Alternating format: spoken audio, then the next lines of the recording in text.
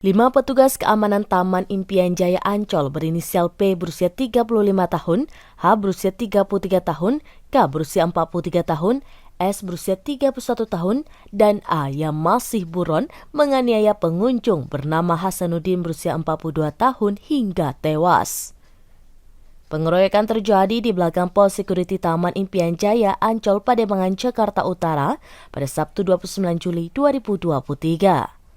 Awalnya, petugas keamanan sekaligus saksi berinisial T menangkap Hasanuddin karena dicurigai mencuri barang pengunjung lain di shelter bus dekat Atlantis Utara.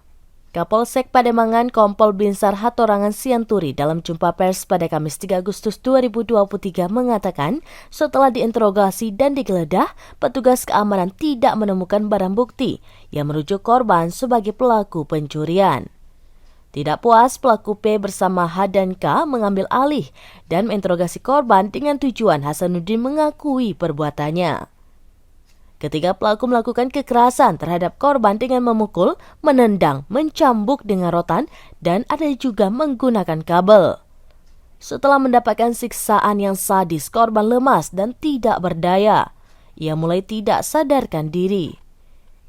Kemudian pelaku P dan H memasukkan Hasanuddin ke dalam mobil Grand Max untuk dilepaskan keluar area Taman Impian Jaya Ancol. Tersangka P seketika panik karena melihat Hasanuddin telah meninggal dunia. Setelahnya mereka kembali ke Ancol, keempat tersangka ini melapor ke Chief Security, namun mereka masih belum berterus terang. Mereka menyatakan Hasanuddin yang diamankan karena diduga mencuri itu dalam keadaan pingsan. Mayat didiamkan di TKP hingga mendekati maghrib. Lalu saat maghrib barulah mereka menyampaikan ke Chief Security bahwa korban sudah meninggal dunia. Chief Security menyampaikan kepada pihak pengelola lalu melaporkannya ke Polsek Pademangan.